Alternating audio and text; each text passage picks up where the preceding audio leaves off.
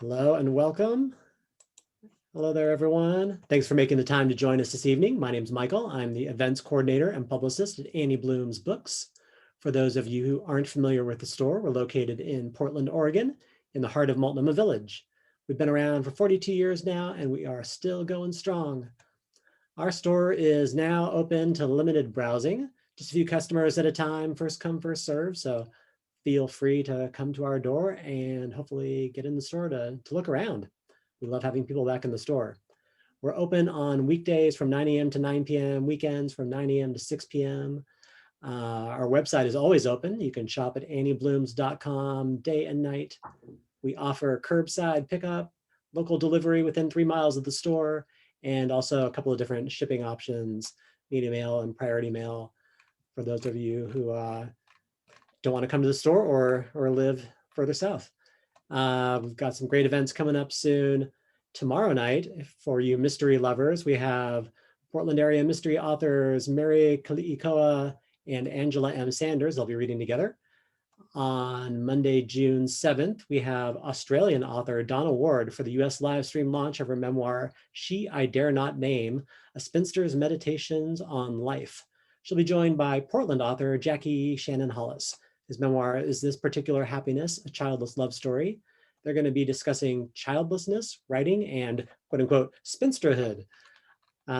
Tuesday, June 15th, Portland author Cindy Baldwin the live stream launch of her new middle grade novel, The Stars of Whistling Ridge.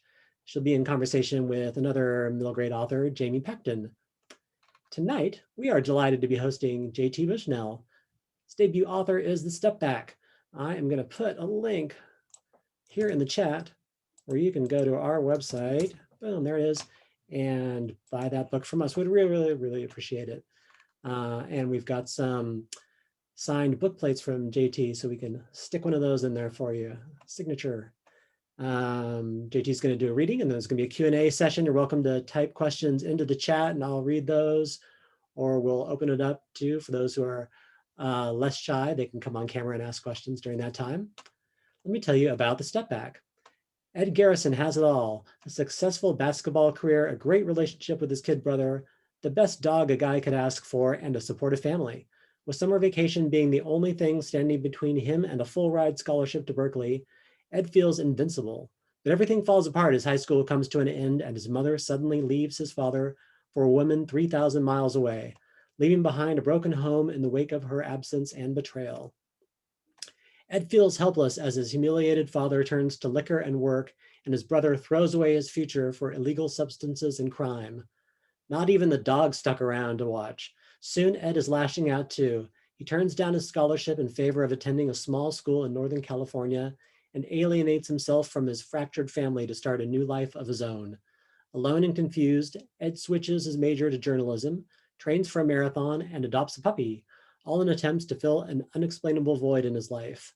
But as the years pass and his new chapter is also riddled with distrust and regret, he fails to maintain the relationships that matter the most.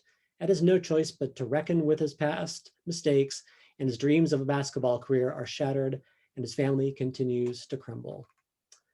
JT Bushnell teaches writing and literature at Oregon State University. His fiction has been published in 20 literary journals, and his essays about writing appear in Poets and Writers, The Writer, Fiction Writers Review, and he is a contributing editor. The Step Back is his first novel. I'm going to admit someone else, and then we will welcome JT Bushnell. Well, thank you, Michael. Does that mean I'm visible now? You should be. Yeah, everyone's visible. Okay, great. My settings must be altered in a way where I can't see everyone. I'm not going to mess with them right now. So thank you everyone for coming. If you hit the view thing, you can change it from speaker to gallery if you want. I think I prefer it this way.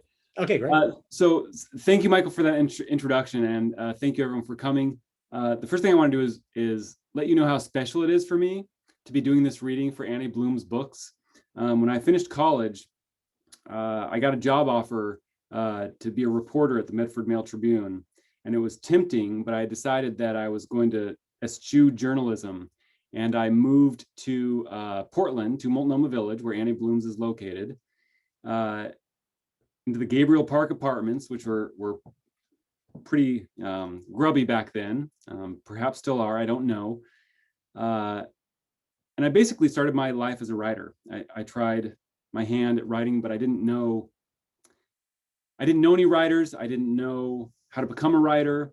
And I would stop by Annie Bloom's books for these author readings. Of course, they were in person rather than on Zoom, but they made a big impression on me. And it was really my only connection to the writing world other than the work that I did every day.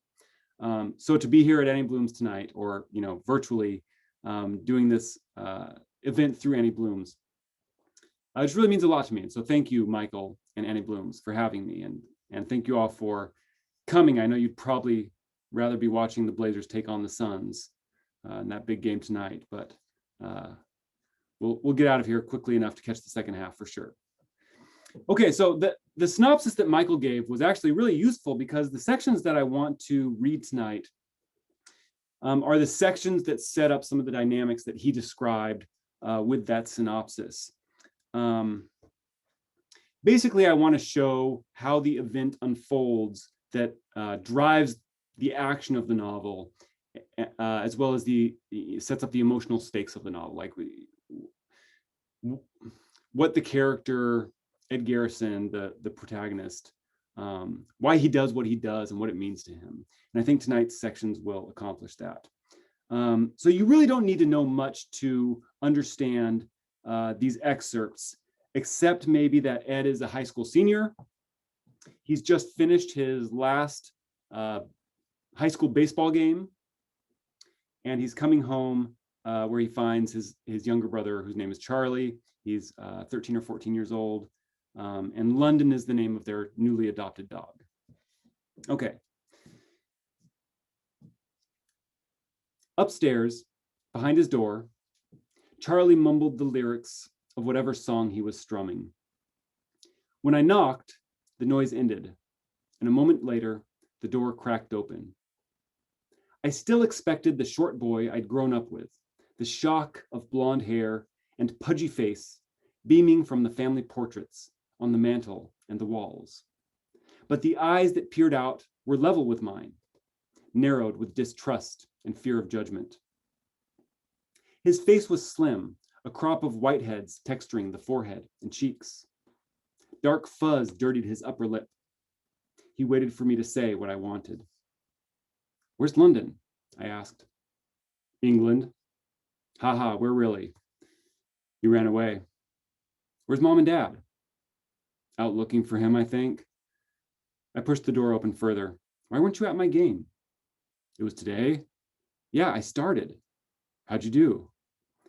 The answer was that I'd struck out in my one at bat and sent a throw over the second baseman's head that had allowed the other team to score. You would know if you were there, I said. Remember my last basketball game? Yeah, they should have left you in. Want to come shoot some hoops? Okay. I carried the ball into the driveway and had Charlie work on his post moves, the drop step, the mini hook, the face up, the step through. I defended him from different positions, and he defeated each one with the appropriate move. Then he defeated them all, one at a time, with his devastating step back. Each time it was quicker, crisper, higher, the big stride away from the hoop, the explosion upward, the ball cocked high above his head, where no defender, including me, could bother it. He didn't need the move yet, already towering over players his own age. But even now, his movements were fluid and purposeful. Off the court, he seemed to barely have control of his limbs, but on it, he was agile and confident. And I like to think that these sessions were the reason. So I hope that what's being established here, what you can discern from this passage, is kind of what basketball means to this character, how it's not just an activity, but it's an avenue for him to connect with his brother. And maybe you can also tell from this passage that his brother's interests are already starting to diverge from Ed's. Okay, so the next passage I want to read you is also about basketball, and I hope will further develop this idea of kind of the role that it plays in Ed's life, but also the emotional stakes that are invested within it, both in relationship to his brother, but also beyond his brother and beyond his family. So this occurs after his mother has left the family for a woman 3,000 miles away, which really sort of rocks Ed's world. Not just because his family becomes fractured and kind of disintegrates afterwards, but also because each of his family members kind of lose their old identity after this moment occurs. They're all transformed in various ways. So he not only loses his family as a complete unit, but he sort of loses his ability to recognize each member of his family. So this is a passage that occurs directly after the moment that his family's disintegration occurs.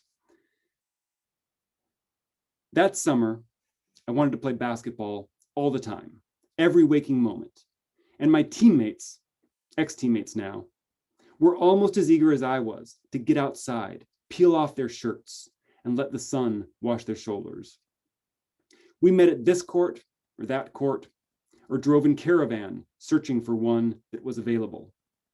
Then we played for hours, cutting and jumping, knocking hips, grappling for position, sprinting, colliding, sweating and swearing, slapping fives and arguing about fouls and walking off injuries.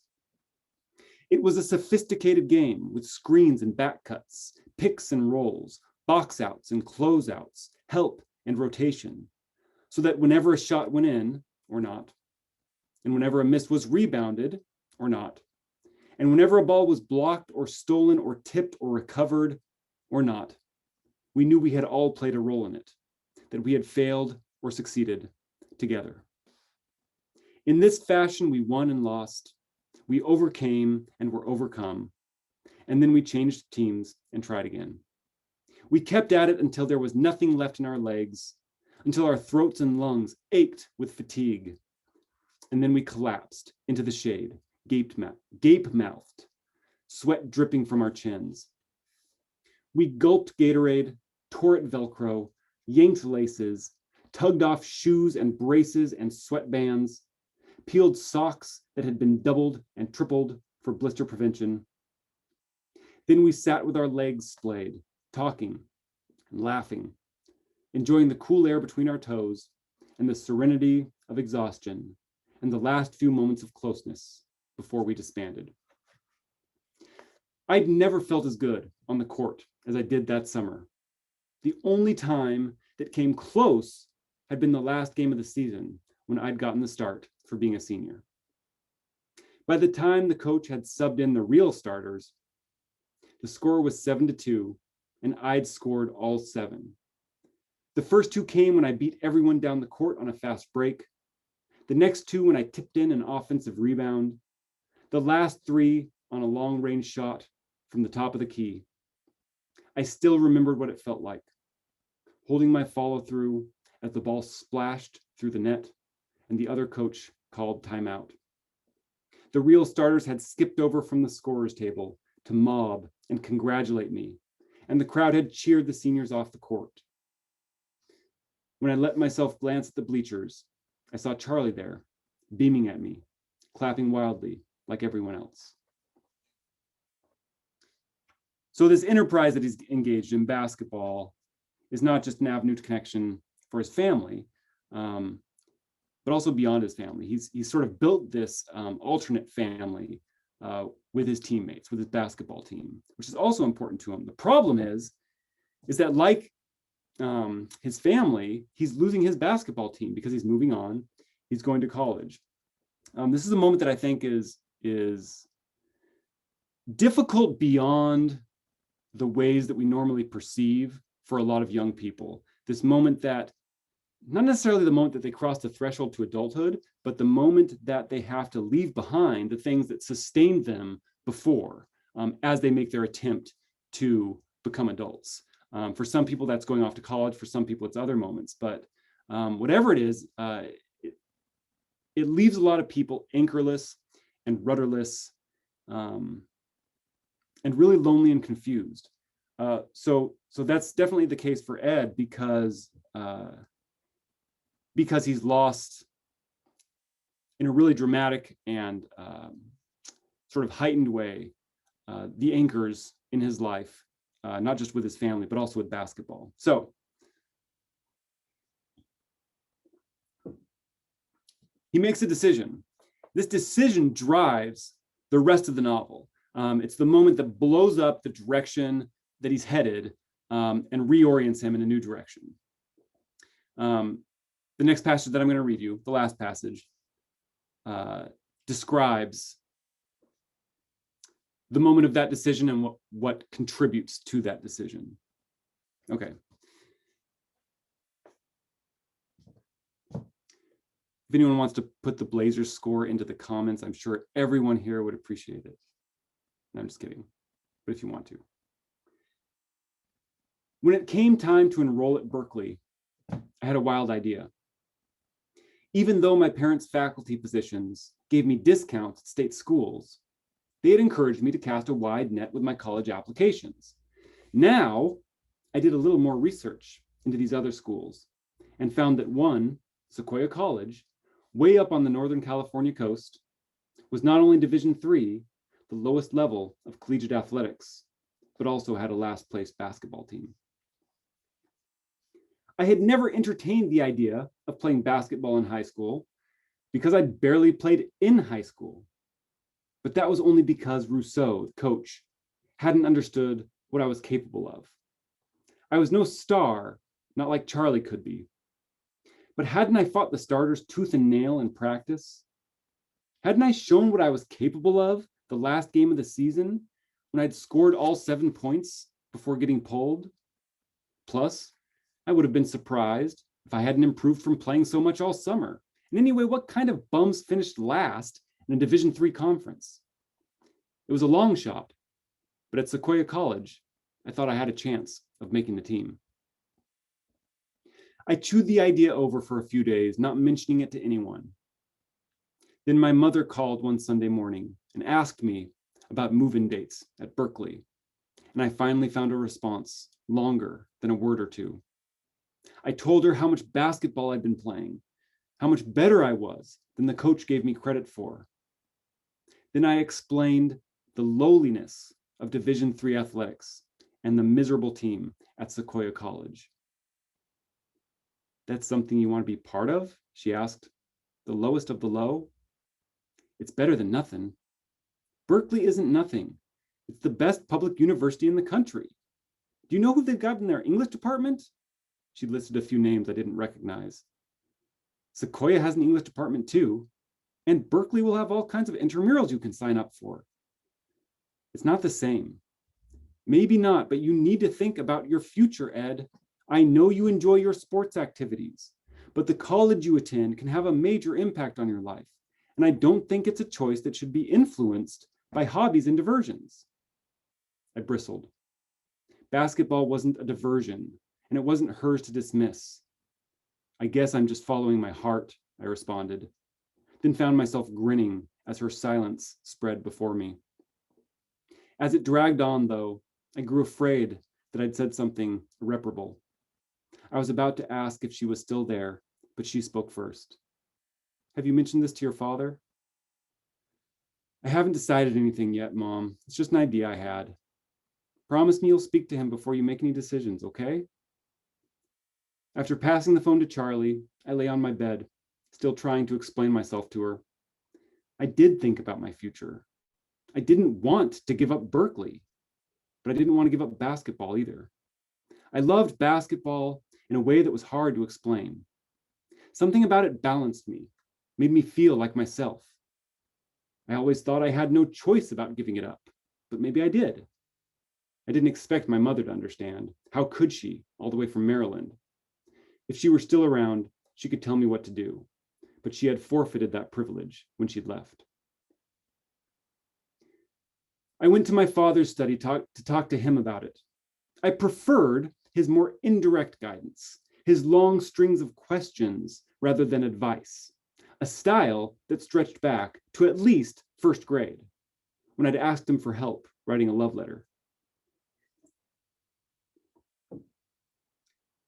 He'd been chopping garlic for dinner, but put the knife down, wiped his hands on his apron, and took me to the kitchen table, asking in a measured voice, "What kind of help?" The gist of my response was that I hoped he would come up with a few poetic gems I could plagiarize. When he asked what such a gem might consist of, I said, "Anything that made a girl fall madly in love with me would be perfect, thanks." He asked what made a person fall madly in love, but of course I didn't know. "Well," he followed up, "why do you love her?" That was easy. She was nice. But what did being nice mean? And why did I think she acted that way? And why did it make me fall in love with her? And how could I earn a similar response? I didn't remember my answers or what I'd ended up writing in the letter, but I remembered being 6 years old and smelling the sharp odor of garlic while my father guided me through the paradoxes of love and self-interest. His office door was closed, as usual. Behind it, I could hear him tapping the keyboard. I was reluctant to disturb him, but I knocked, then knocked again. Finally, I cracked the door and peeked inside. He sat facing away in a globe of yellow lamplight, silhouetted by the blue computer screen, typing in staccato bursts. The blinds were drawn, giving the room a dim, subterranean look. It smelled of coffee and stale breath and hot electronics. "Dad?" The typing stopped, but my father remained perched at the edge of his seat, fingers on the keys. Then he let out his breath and turned. His stubble was coalescing into a scraggly beard, and from the watery distance in his eyes, I could see that he had already helped himself to the whiskey bottle standing beside the teacup on the desk. "I'm right in the middle of something, Ed. I need to talk to you." He lifted the cup to his lips, not realizing it was empty until his vigorous tilting produced no liquid. "Give me 30 minutes, he said. 30 minutes is all I'm asking." I shot baskets in the driveway for 30 minutes and then went back in, but his door was still closed. I went up to Charlie's room instead. It was silent inside, but when I pushed the door open, I found him sitting on the floor wearing big earphones, an empty CD case in his lap. He looked at me with frightened eyes, then lunged for his stereo and threw the CD case in a drawer and mumbled, "Get out of my room," though I was only standing in the doorway. "What are you listening to?" "Nothing." I walked in, ignoring Charlie's protests, and opened the drawer.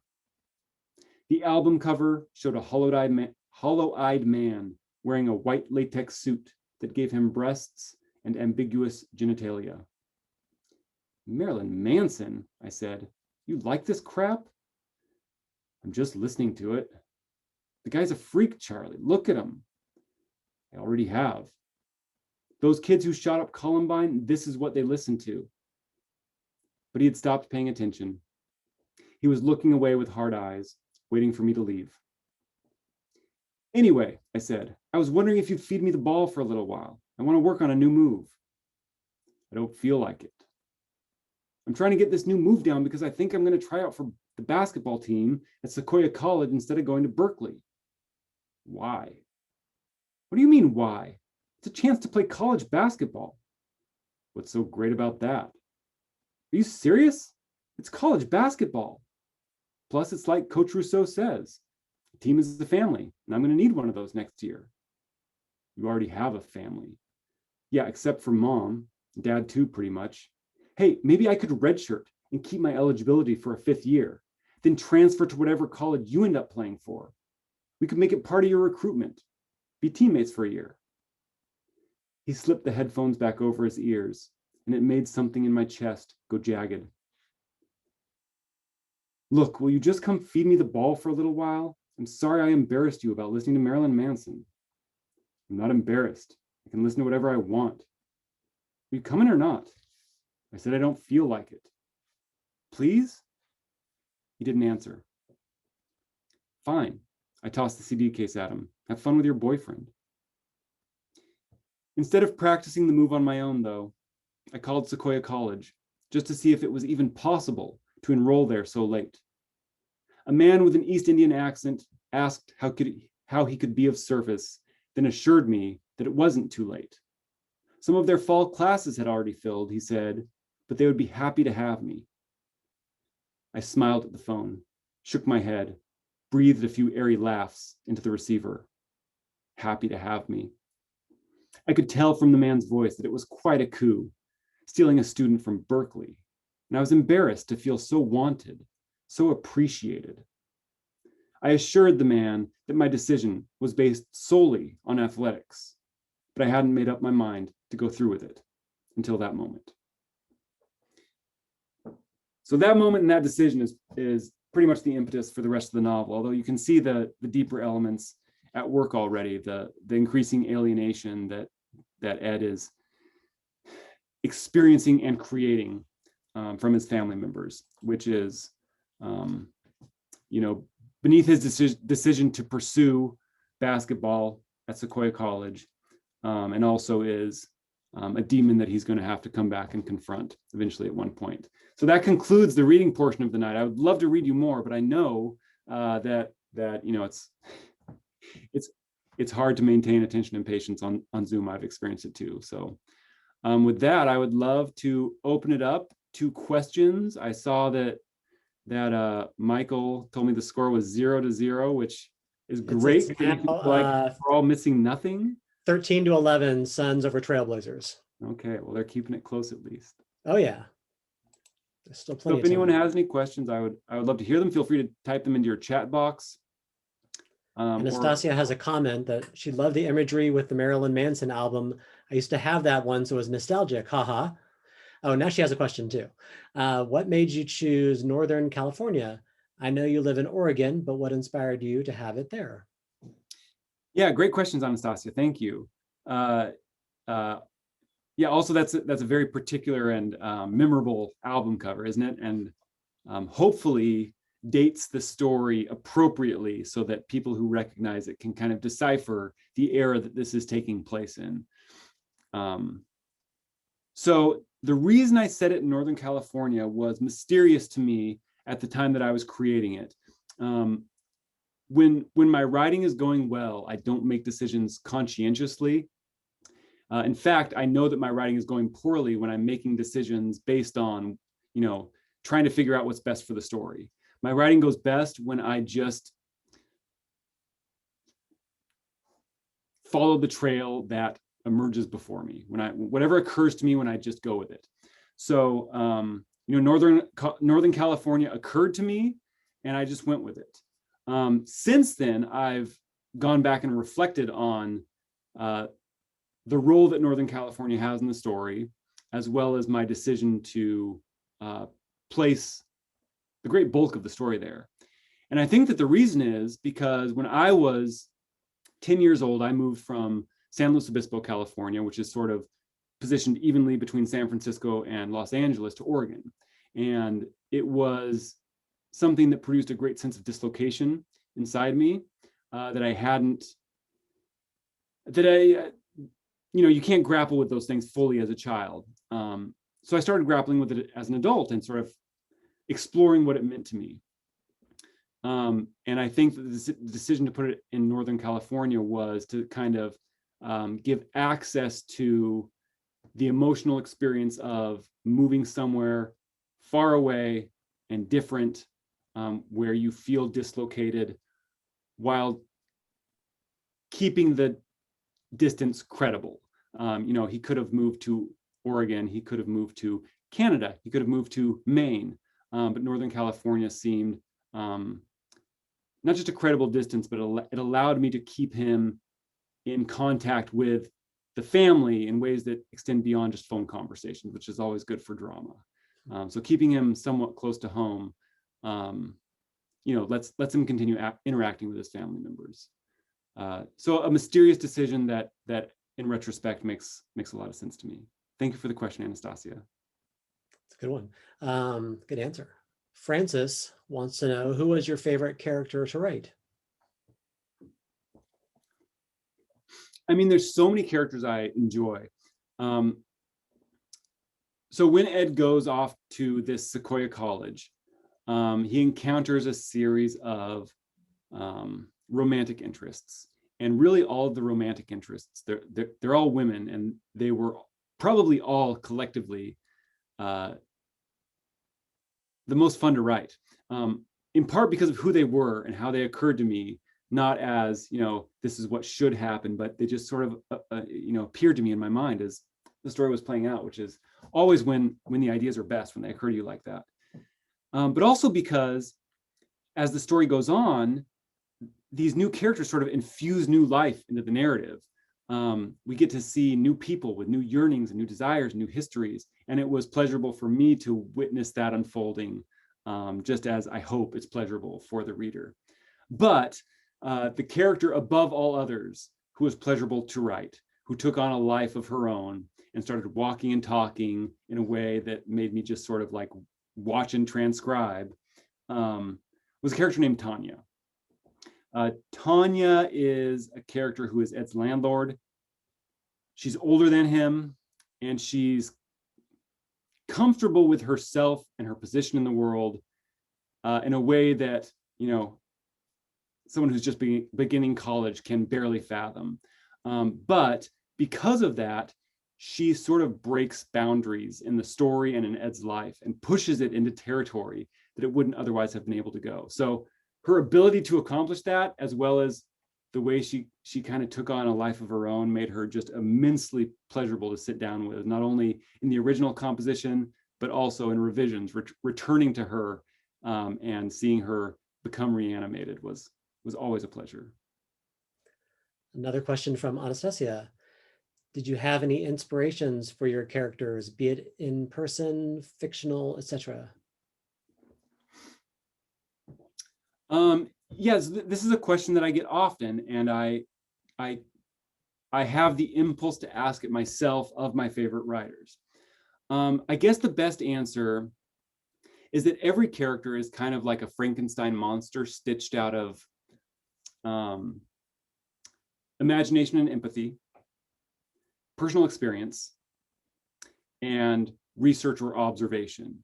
So to give you an example, the father in this story looks a certain way. He has a kind of a saggy belly and a sweater vest, and he has a limp from a childhood injury or illness or disease that's never clarified in the story because it's not very important. What's important is that he is athletically averse and scholarly, and sort of a counterpoint to Ed's interest in characters. But that image of him I had to draw from somewhere. So the image, the image of this character came from, it's a big secret you guys are getting in on here, from a reporter I worked with when I was at the Medford Mail Tribune in the early 2000s. I don't know why his image sprang to mind when I started writing about the father, but it did, and so I just pursued it. So that's a bit of observation.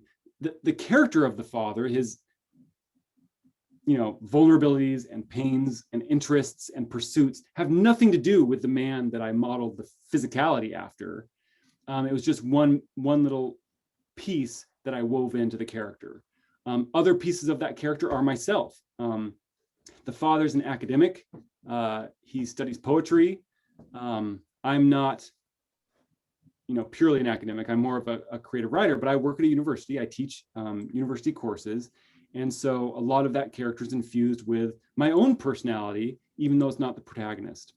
It's also infused with my speculations and fears at the time about becoming a parent and how I might behave as a parent. In addition to just sort of witnessing the action that takes place and imagining as compassionately and empathetically as possible what it would be like for him and how it would drive his personality and behaviors. So I really think every character operates this way. You stitch together these various aspects that come from different places and zap it with electricity and it comes alive. Thank you, Anastasia. Good, well-rendered character anyway. That's the goal. That's the hope anyway. Yeah. And for folks who came in late, you can feel free to also just to kind of jump on and, unmute yourselves and spring to life and ask a question that way if you feel like doing that, as opposed to typing in the chat room.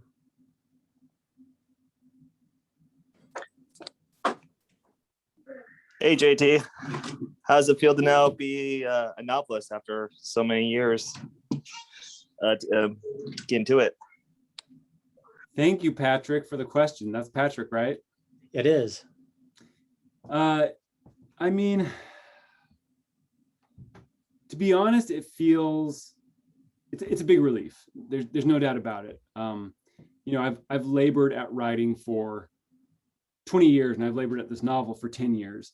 And during that whole time, there was a chance, a likelihood even, that my work would never see the light of day, and that it was just a labor of love that would be lost. And so to know that it's out there in the world where people can enjoy it means a lot to me. Art's no fun in isolation. A conversation doesn't work if there's no one else in the room. Although, to be honest, I'm actually alone in a room right now having a conversation. But it means the world to me. It means a lot for, my daughters who see me close the door on them to go work, to be able to hold in their hands the result of that labor. But in terms of like a day-to-day basis, it really doesn't change a lot. The pursuit of it is still the same as it was, which is sitting down and getting lost and doing the work, which I haven't been able to do as much lately because of pandemic conditions. But like in a big philosophical sense, when I step back and think about it, it means a lot. But those moments are rare and fleeting. And it's part of the reason why events like this are really special, because they allow me to kind of appreciate the moment a little bit. So thank you for coming, Patrick and others, and thank you for your question. We have a good one from Hazel. I loved how you juxtaposed the natural world of the redwoods with the alienation of suburbia. Do you think the roles that dogs play in Ed's emotional life serve as a bridge to connecting those worlds, domestic animals representing both the home and the wild? Was that a conscious decision you made while writing a coming-of-age novel? I think that's a really astute and insightful observation. So no, it was not intentional. But I guess, intentional is a squishy word, especially when it comes to writing. It was not intentional in the way that I decided or even perceived that link between these two different spheres. But with this issue and other issues, just because I don't perceive it or just because I'm not conscious of it, doesn't mean that there's not some guiding principle that is helping produce these decisions. And I don't mean this about my process in particular, but there's a lot of research now about how the brain works and the ways that our conscious mind and subconscious mind interplay. My writing goes the best when I am able to, and this is a difficult thing for me because I think I have a tendency toward analytical thought more than creative thought. But when I'm able to turn off and sort of eliminate my conscious thinking, is when the writing really shines and picks up and interests me. When that happens, it's because the subconscious is delivering these dispatches that, even though they're mysterious, I think have order. The subconscious mind controls our thoughts and our actions in all kinds of circumstances. For example, when we're afraid, when we experience terror, when our lives are in danger, our prefrontal cortex clicks off, and the amygdala takes control. And the amygdala drives our actions in really specific ways that influence how we form memories. People, after they experience this, often are perplexed by their memories. They don't make sense to them. And it's because their prefrontal cortex is down and their amygdala is making all the decisions. So they feel often really lucky to have survived because they don't remember exactly how their survival happened. And this is one instance of the part of the brain that is not in charge of consciousness can drive behavior and drive decisions. And just because it's not conscious doesn't mean those decisions aren't purposeful. So this is a long way of saying that, no, I didn't intend that, but perhaps, I don't know about with that issue, but with others that I've discovered along the way, you sort of follow what comes to you from the subconscious, and then later you piece together what it means. And I think part of writing and finishing a novel is sort of listening carefully to what the subconscious is dispatching, to be able to discern what the story is and where it's going. Thank you, Hazel. Thank you for coming too. Cool answer. So it sounds like you should just be frightened for your life and you'll have all these great subconscious instincts because your amygdala is taking control and you're not. And then you do your best writing that way. I mean, I know you're being facetious, Michael, bit, and yeah, it sounds funny, but it's true. Yeah. Maybe not with writing, but in sports all the time, you hear the phrase, don't think, react. And that's basically a saying that is trying to impart the same idea, like turn off the prefrontal cortex that is in charge of this slow, conscious, deliberate decision-making, so that you can have access to just reactions that bypass that system, which are quicker, better, more intuitive decisions often. So, I mean, the answer is yes. Yeah. I play music and the same thing happens. We joke about that in the band too. Like, I started thinking about how my hand's supposed to like fret these chords, and it's all over at that point. Exactly right. As soon as you start thinking about the physical process or the ingredients of the process or the execution of the process, you lose it. I was talking with a photographer yesterday who mentioned flow state. He said, sometimes he says in the newsroom, I can tell what reporters are in flow state and what ones aren't by the sound of the typing, whether it's continuous or whether it's in these sort of halts and bursts. And I asked whether if he experienced a flow state in photography. He said, yes, absolutely. There are some days where it's just every shot you take is excellent.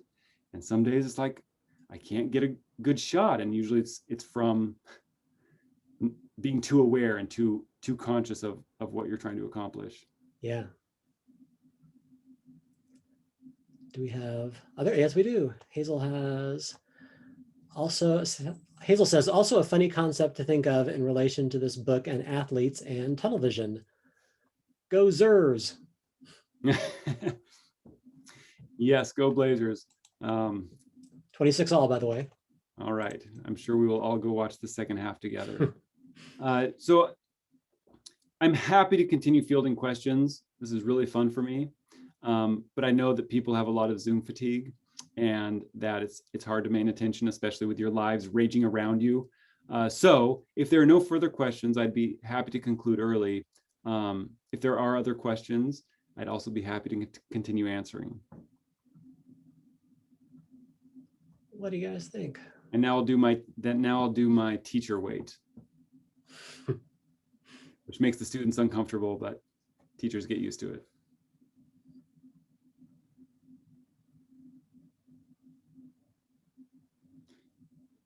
Well, let me say thank you, everyone, for coming. It means a lot to me that you're here. I hope you'll have a chance to check out the novel.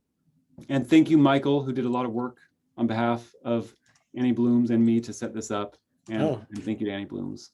Very happy to do it. Yeah, thank you so much for reading with us here. I'll say that's the virtual Annie Blooms right behind me. That's what our fiction shelf looks like.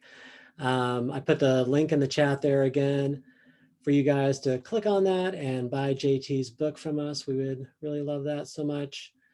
Yeah, everyone's saying thank you, JT. Wonderful, thanks. Excited to read it. Yeah, I'm excited too. It sounds like a really great novel. Congratulations. And to everyone, this event's being recorded. I'll put it up tomorrow on the Annie Blooms YouTube channel, which is linked to from our website. So you can go and check that out there and recommend it to friends who weren't able to make it tonight and watch it for eternity. Thank you, Michael. Thanks, Thank you, everyone else. And good night.